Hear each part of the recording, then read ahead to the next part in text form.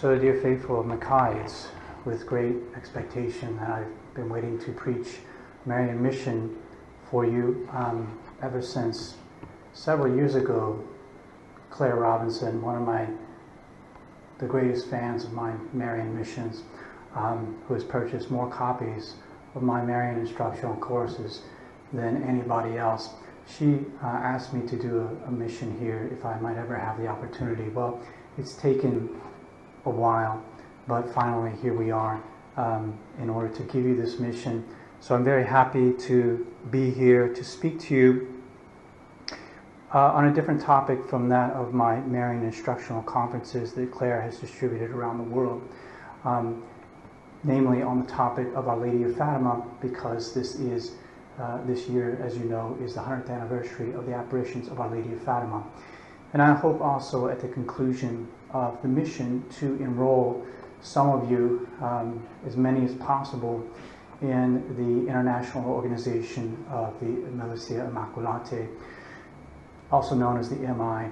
So I have brought with me in the back various issues of a magazine called The Night of the Immaculate. And I invite you to take copies of this magazine so that you can see the work that is being done around the world in the Society of St. Pius X in order to enroll members in the MI and build up the number of people around the world who are praying for the triumph of the Immaculate and also who are becoming instruments of Our Lady's Immaculate Heart. So I will explain to you the details of the MI on Sunday, but in the meantime, if you're able to pick up some of those magazines, feel free to take them home and read through them in order to get an idea of what the MI is about. So,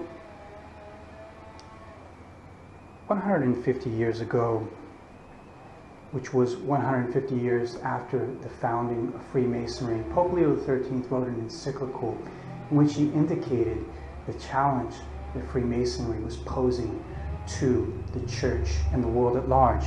He said, "At every period of time, the kingdom of God and the kingdom of Satan have been in conflict with the other, with a variety and multiplicity of weapons and of warfare, although not always with equal ardor and assault.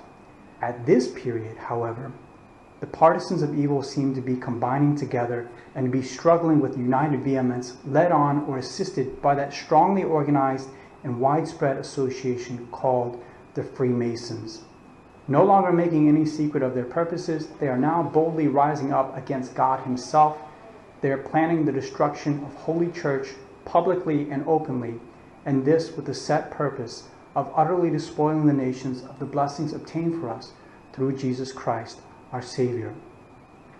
So Freemasonry is the organization of evil at a level never before seen in the world in order to destroy Christendom. How are they going to destroy Christendom? Basically, by taking everything in God's order, everything that God has established, and wrecking it. God has established certain things in the supernatural order, certain truths of revelation, certain practices by which you attain heaven, and especially the Catholic Church. He's also established certain things in the natural order, in the physical order, the laws of nature, the laws of human beings, what it means to be human. So Freemasonry will step in order to wreck all of this. They want to take God's order, destroy it, and put in its place a new order which is created by man. A godless system that's wholly constructed by human beings. And in this way, they act as if they were God, such that they're able to decide everything in heaven and earth. And ultimately, that they're able to have this divine power to determine what reality is. That's the ultimate divine power, to decide what reality is. And we have to ask ourselves, well, have they been successful? Have they accomplished their goals? And today, in 2017, we have the 300th anniversary of the founding of Freemasonry. We can say that they have succeeded to an incredible degree, such that our world today is wholly and utterly different in spirit from the world of 1717. Around the world, the supernatural world of Christendom, wherein the Catholic faith dominated the society, has been replaced by the world of secular democracy. Almost all of the nations around the world today have a system of government called secular democracy. And these secular democracies drive God out of society, and they systematically turn human beings against what God wants. In effect, those who rule over us, whether it be in Australia or the United States or Canada or the nations of Europe, wherever it be, they are playing God. They take an evil agenda and they cram it down our throats, trying to force us to approve their anti-God vision, their anti-God worldview. They try to get us to approve unnatural immorality. They try to get us to participate in the destruction of the human race. They try to get us to love death, physical death and spiritual death.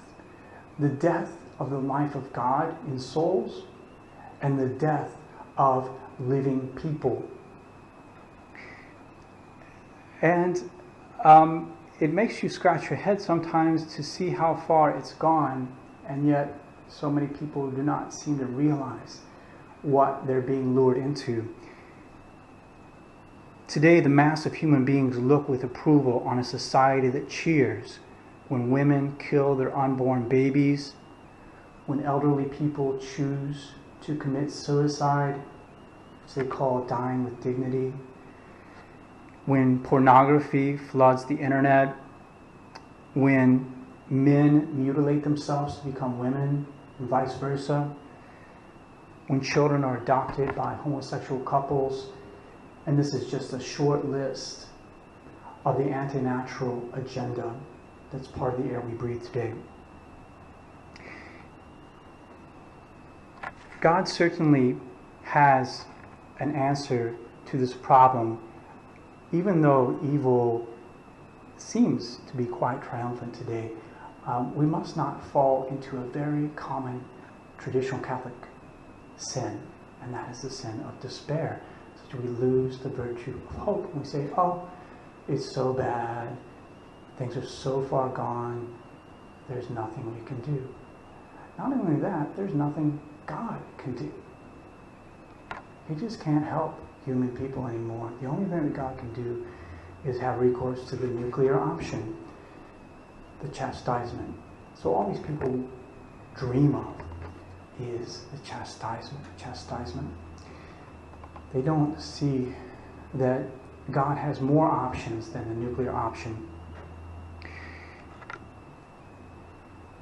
One option that God has, and He's chosen to implement, is the option of the Immaculate Heart, having His mother bring about the destruction of Freemasonry and communism.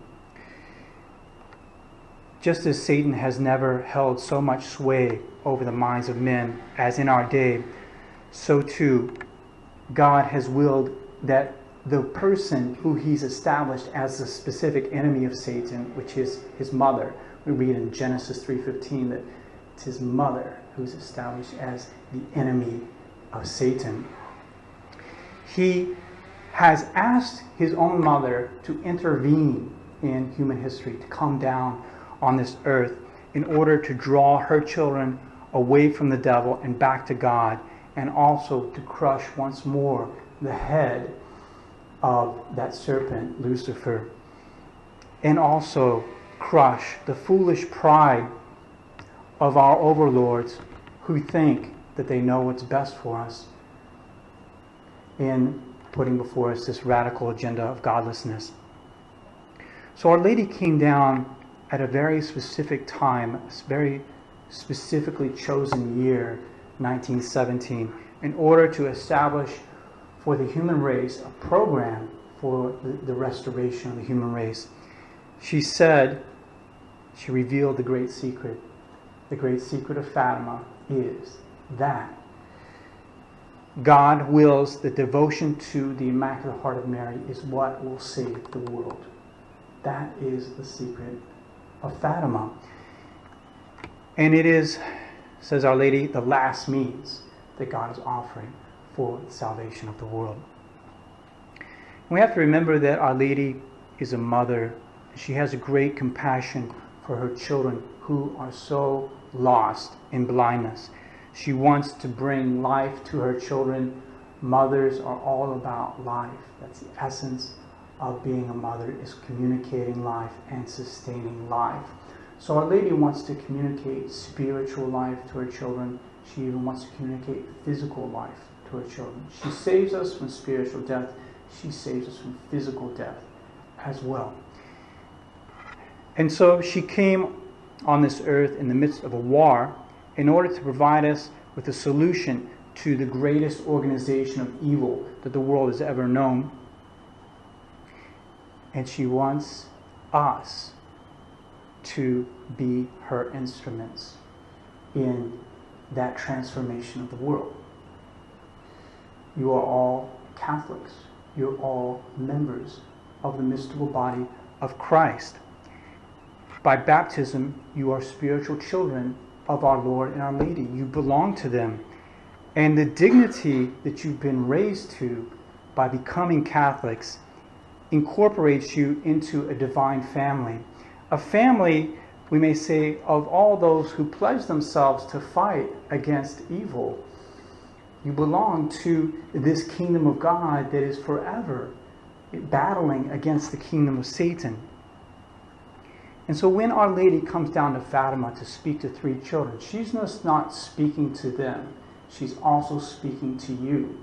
She's asking you to be the instruments of her triumph, just as much as she's asking Lucia, Francisco, and Jacinta.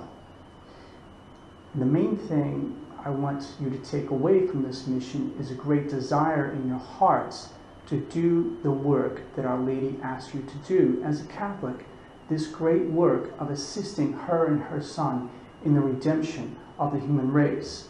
I hope to explain to you why the message of Fatima teaches us that we do have the power, that you have the power, in order to defeat evil, to bring graces, many graces, down upon this world, no matter what you do, no matter what your position is, what your job is, what your state of life is.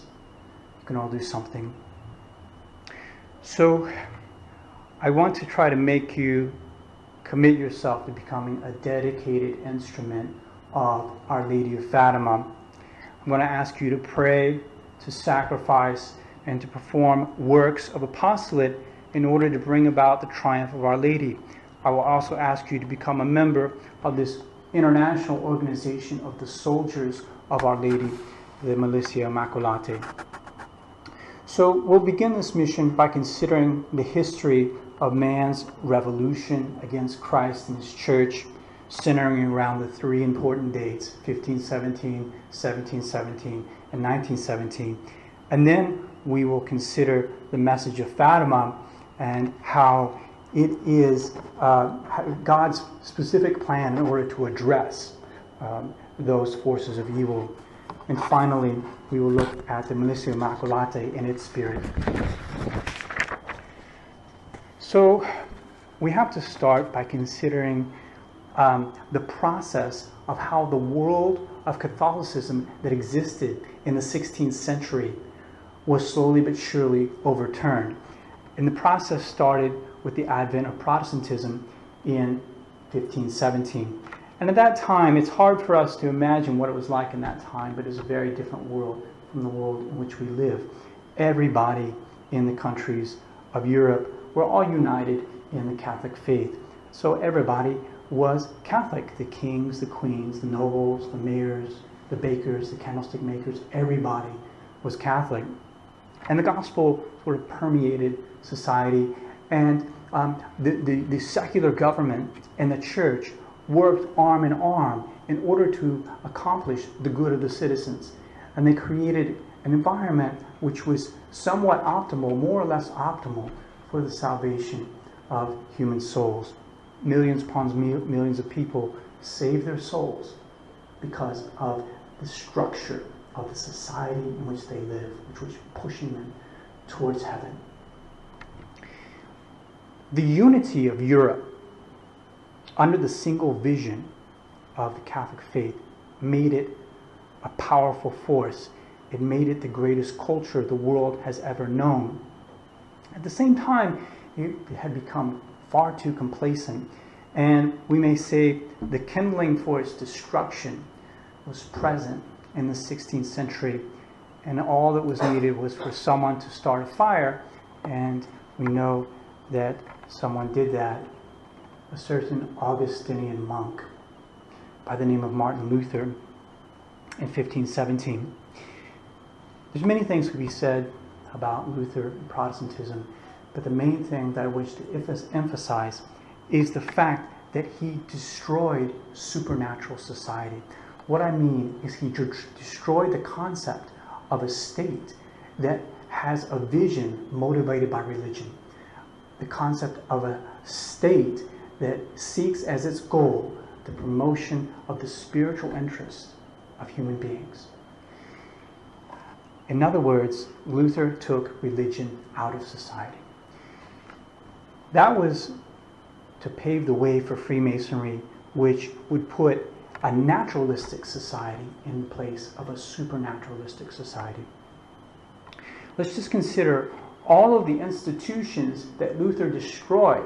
Institutions that made religion something that is corporate, that made religion something that is social, something that is in the public sphere.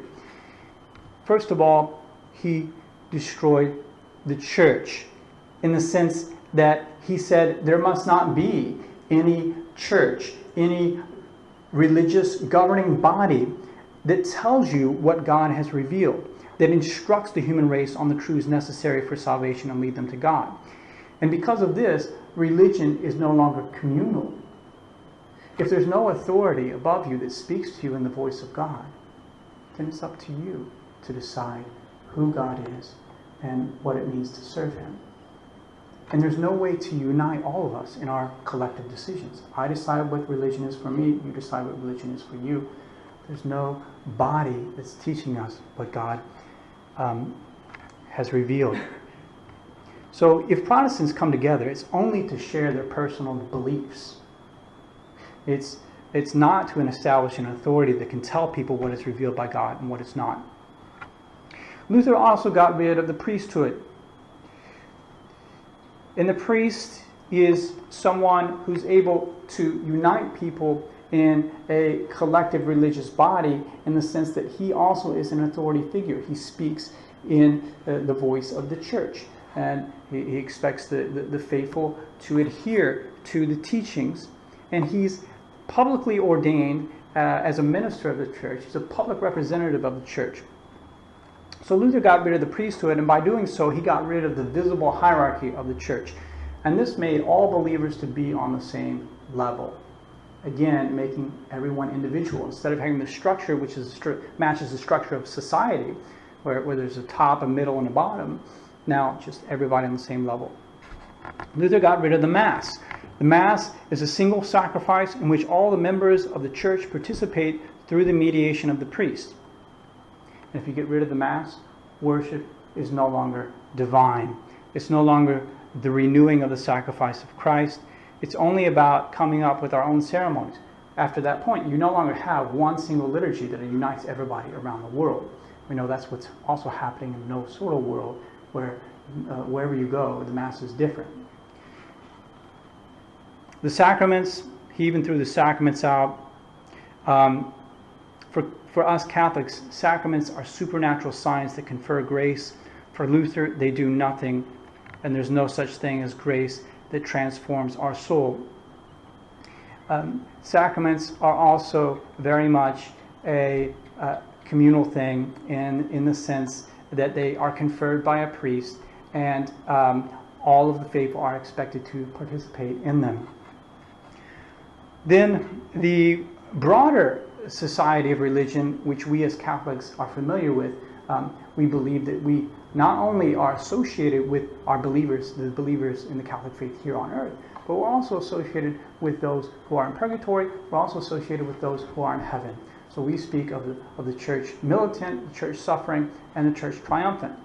Well, Luther got rid of the church suffering. There's no purgatory. And he got rid of the church triumphant in the sense that he says you can't talk to the saints. Saints don't hear you. You can't pray to the saints. So even that bigger society that extends beyond space and time, well, it's not limited to the historic period of time in which you live. You see, as a Catholic, we can pray to saints who died hundreds of years ago. We can communicate with them. But with Luther, there is no church triumphant, church suffering, no church militant. So the very structure of Protestantism removes all authority and all community in religion. It's impossible to make religion something social in its very nature under Protestantism. The only thing that's left is the Bible and one's personal relationship with God. As a result of this vision, Luther thought that rulers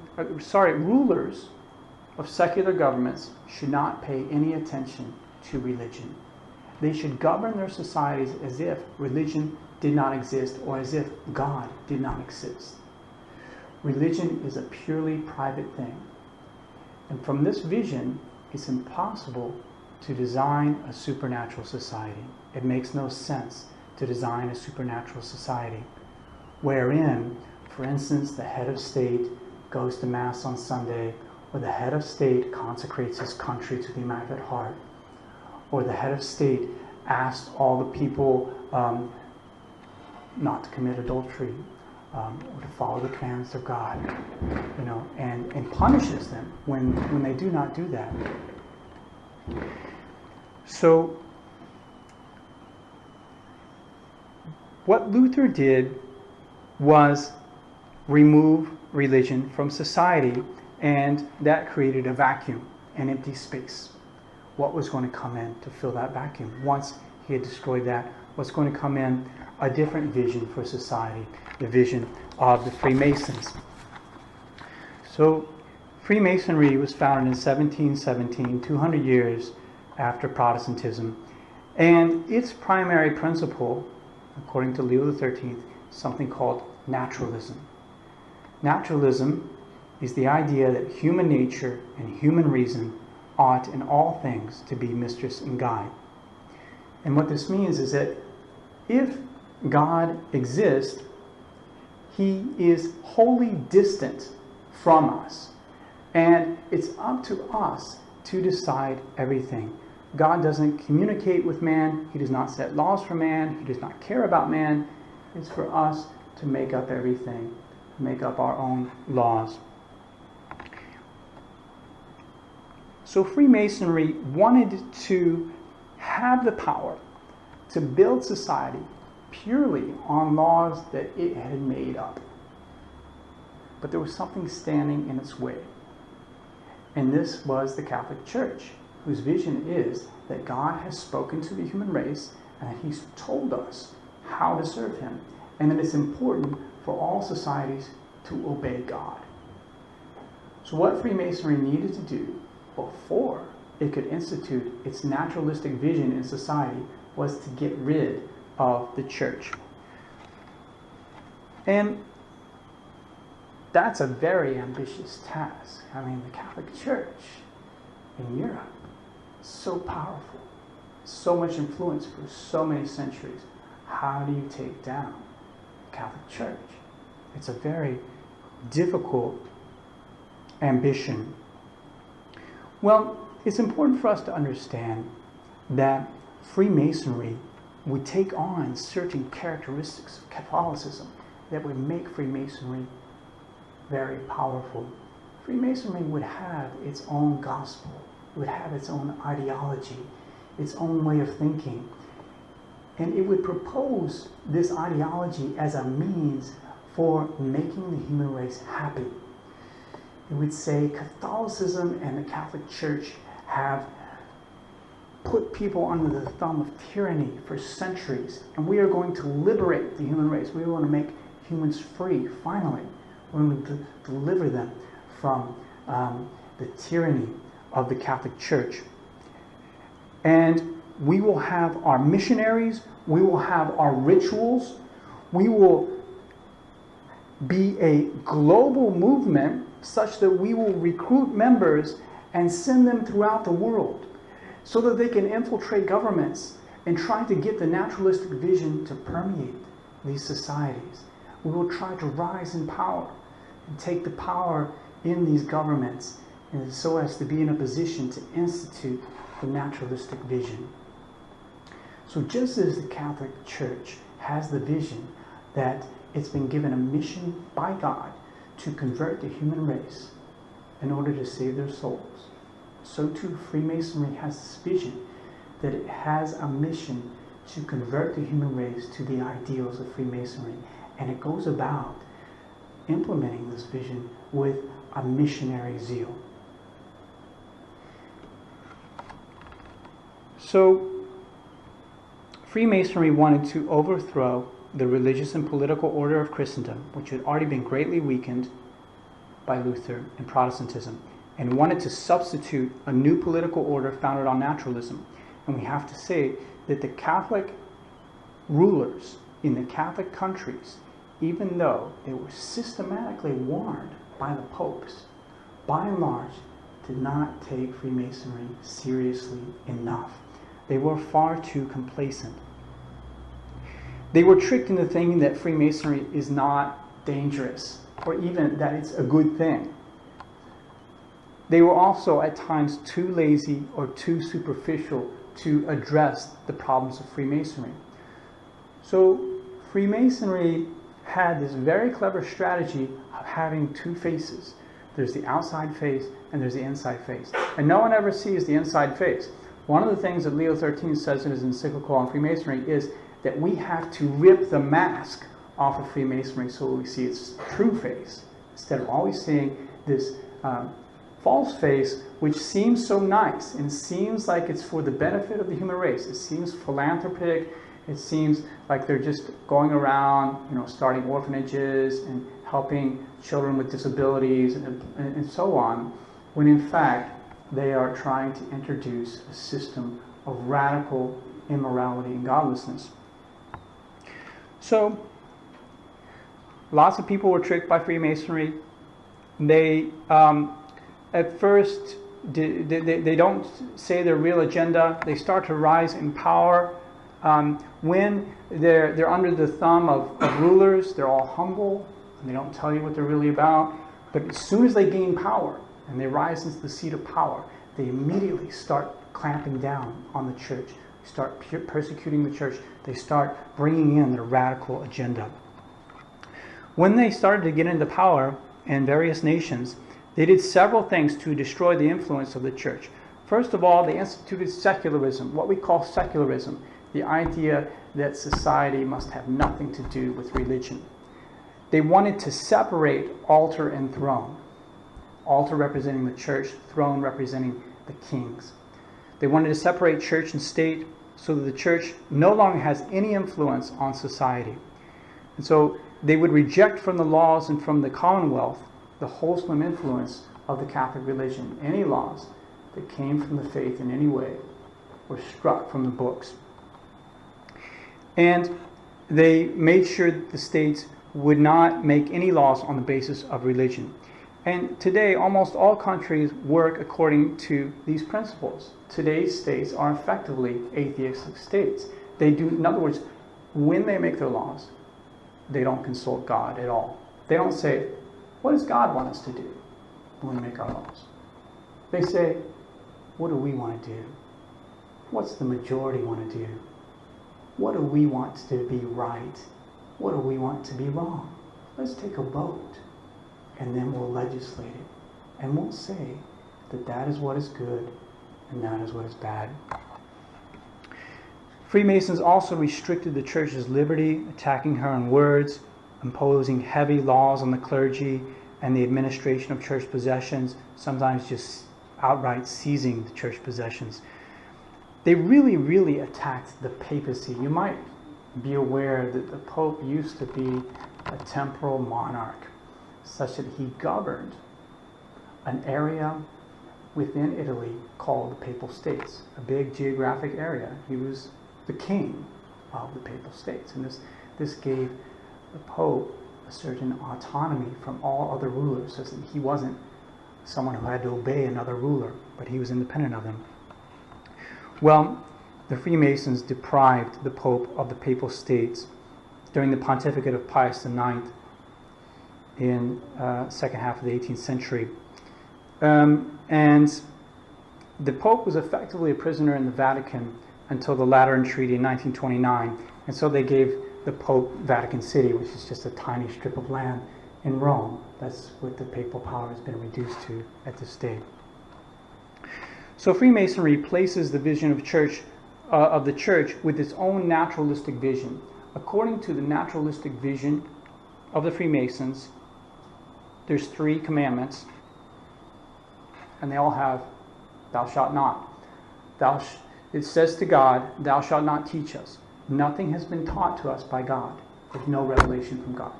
Secondly, to reality, "Thou shalt not teach us." There's nothing that cannot be understood by human reason. We get to decide what reality is. Then, thirdly, nobody shall teach us. Nothing is to be held true on the basis of authority. We get to decide everything. So that's the negative side. No one gets to teach you. You shall not listen to anybody, whether it be God, whether it be reality, whether it be an authority. And meanwhile, you get to make all decisions by yourself. First of all, this makes for a great immorality. According to Freemasonry, being natural is doing what you want. You get to decide what you want. It's your right to do what you want. And this idea leads to total immorality. You cannot legislate against immorality anymore. You can't legislate against homosexuality or adultery or divorce or birth control or abortion or euthanasia or smoking pot or anything. If you want to do it, it's your right. So today, people blindly follow their passions instead of seeking virtue. They're supposed to be liberated. It's like, we set you free. There's no commandments. You could decide what you want. Well, in fact, what's happening is they're following something. They're following their lower passions. They become slaves to their lower passions. They're no longer able to say to things that destroy them, "No, I will not partake of you." And things just wash over them and they can't resist them. So people today are often miserable because they seek happiness and pleasure, and the pleasure only ends up destroying them instead of making them happy. Then with marriage, Freemasonry turned marriage into a purely commercial contract that you can make or break at will. And this leads to the debasement of the family and the debasement of women, because marriage is a protection for women, because women have to take care of the children. Women, it's a physical fact, women bear the children. So what happens is the women are stuck with children, but there's no man that's pledged himself to be faithful to her for life, and the children don't have a proper family environment, and sometimes terrible situations where the children have many different fathers or mothers depending on who their parent is currently associating with. This is a total and utter disaster and creates a huge instability in society. Then there's also a great injustice. Once you lose belief in God, and once you say we're not going to base our society on the laws of God, then what do you base it on? I mean, if God's not telling us what to do, then who can tell you what to do? Why would you follow the law if it's not based on God? If it's just some parliament that's telling you what to do, then really there's no reason to follow the law. I mean, because they wouldn't have the power to say what is just and what is unjust, what is good and what is evil. You would be able to say, no, I disagree, and so I get to decide my own morality. Then with education, they prevent youth from being educated in anything concerning morals or religion. You must not teach religion at school. You must not teach morals at school. You must not use the words right or wrong. But rather, in education, what you must do is you must create an environment such that children learn to make their own choices. Children learn to decide for themselves what is true, and they learn to decide for themselves what is good and what is evil. We call this values, value systems. You've got your values, I've got my values. Instead of virtues that are decided by God. This is the way you need to act. This is the way God created human beings. This is the way they should act. That's the Catholic vision. Instead, it's, what do you think is good? What works for you?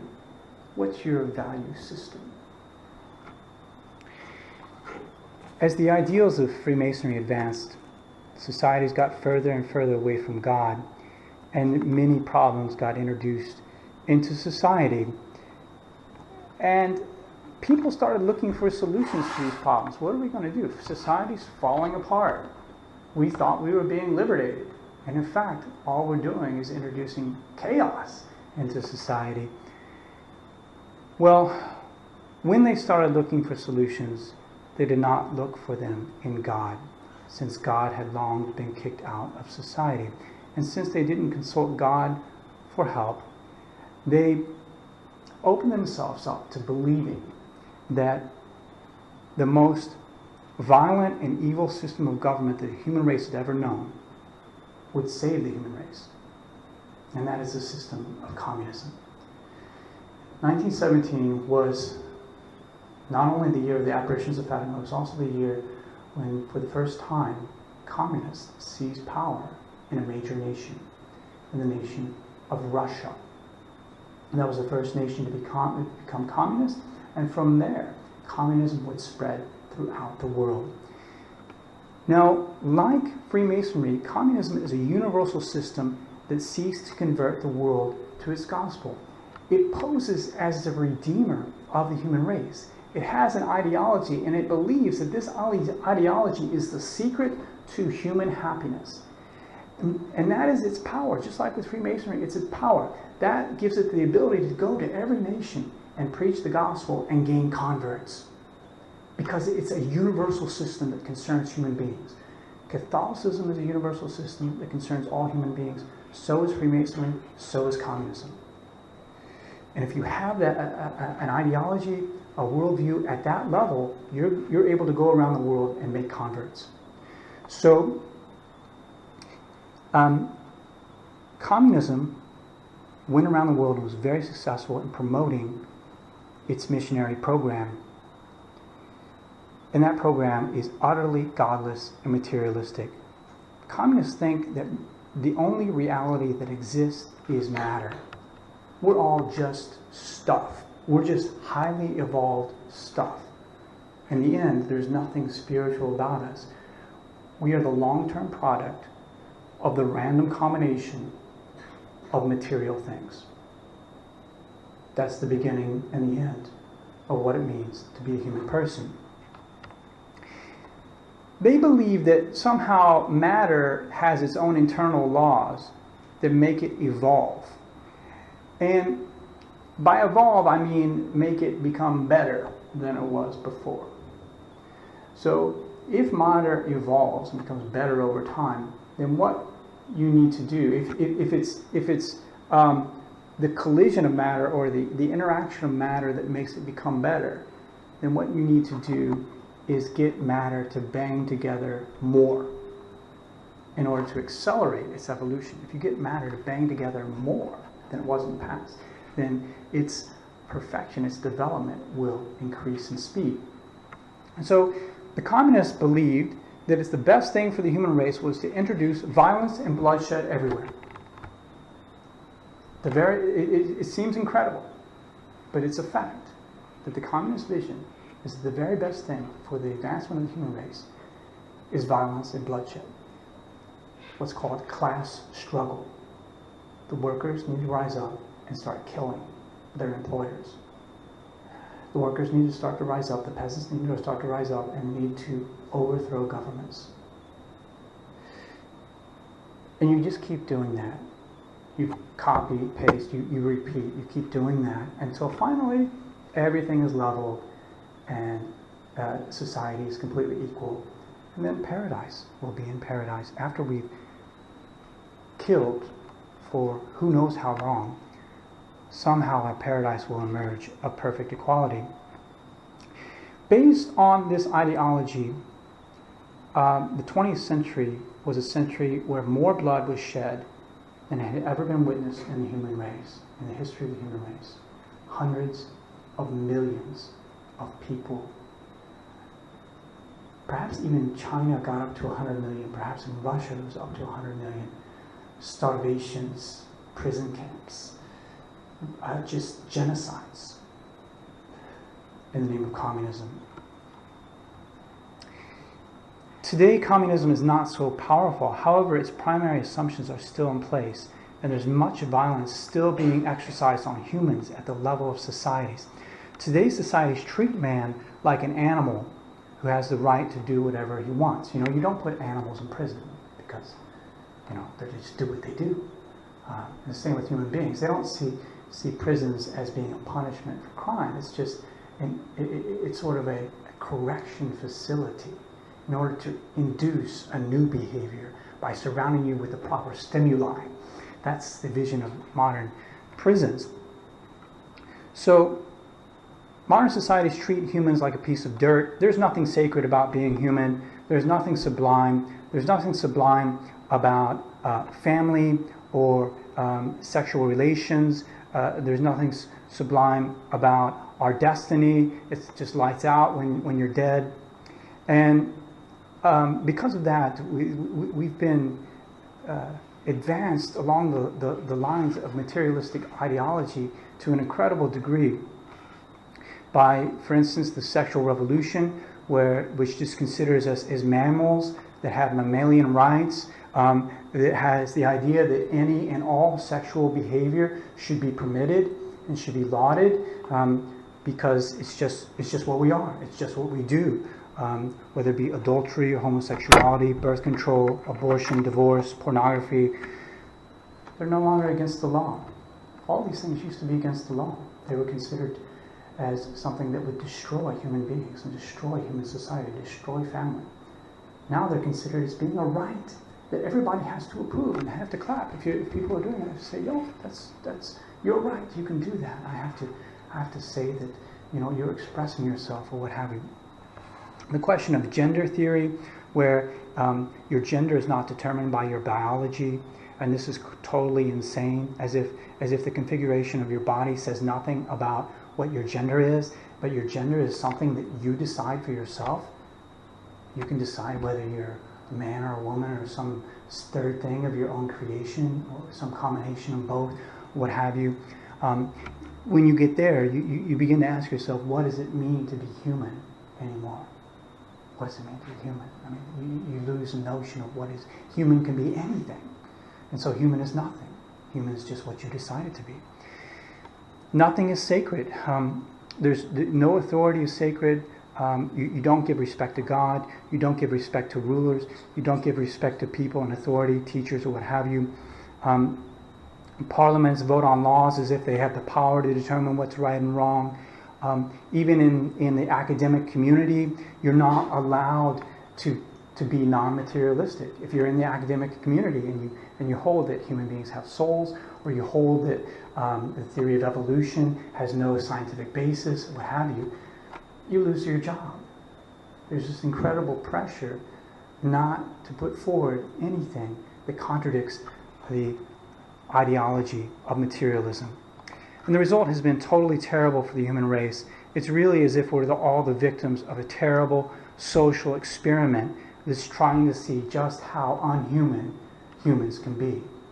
How far can we go in contradicting what God has made us before everything just snaps to pieces?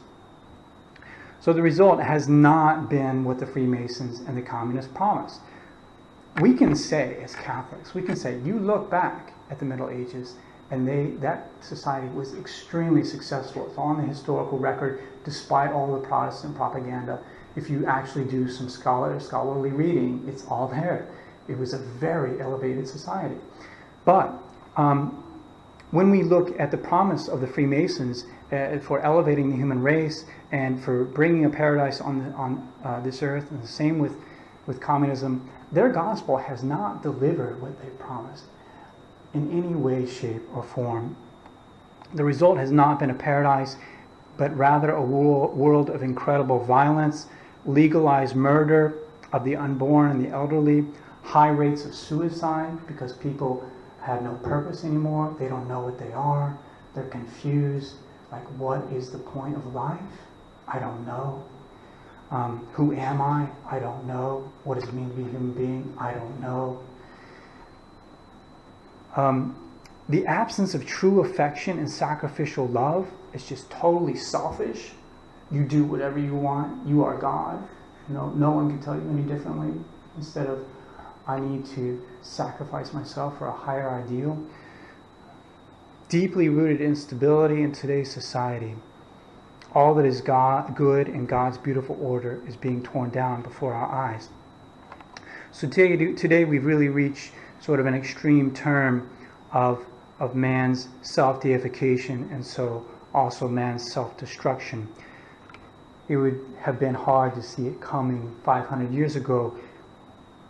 People could not have anticipated the world as it is in 2017.